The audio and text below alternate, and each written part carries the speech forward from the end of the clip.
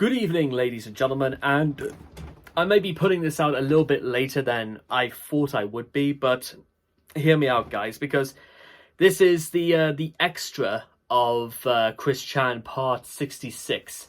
Now, listen, I hope you weren't in the mood to hear literally nothing but almost Chris ranting about the insane schematics about the dimensional merge anytime soon, because that is literally all part 66 is about, until you get into the more rage baiting moments, and among many of them include, but it's not limited to,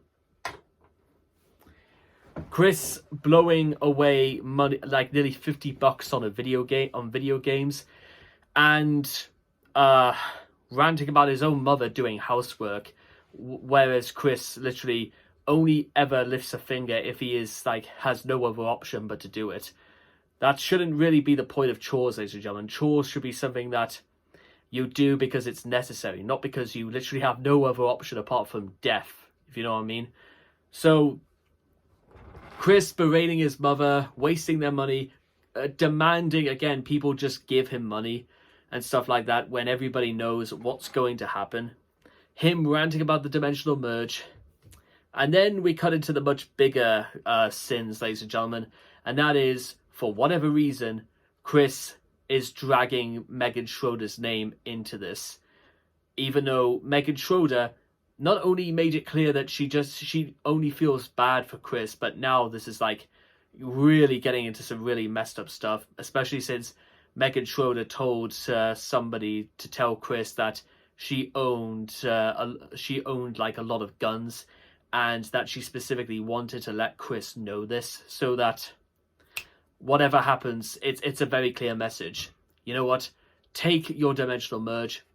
Fuck off. That is basically the message. And to be honest, if I was Chris and I heard that, then I would have literally stopped trying to drag her into it, especially because Chris was talking about wanting to meet up with Megan Schroeder, and fortunately, this didn't really, outside of, the demands for this to stop. More like a thinly veiled cease and desist / threat, if you will.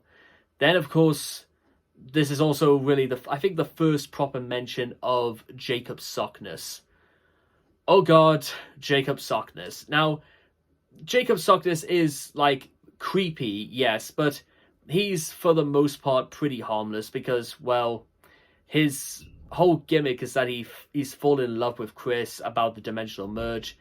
But let me tell you something right now, ladies and gentlemen, this honestly doesn't last. And I'll tell you why it doesn't last. Because I started learning about Chris, unfortunately, as far back as 2019. So quite a lot of the info or the things that Gina will be covering for maybe the next couple of episodes that we'll go down the list, I'm kind of a little bit in on the game, especially during the parts where Chris decides he wants to LARP as Magi-Chan, Sonichu, Mewtwo, pretty much leading almost all the way up to 2021.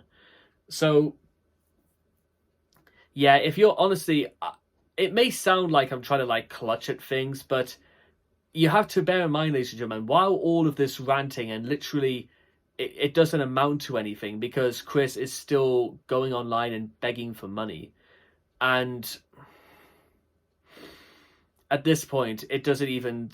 I know fine well it doesn't seem worthwhile to start getting upset about this nearly 7 years later.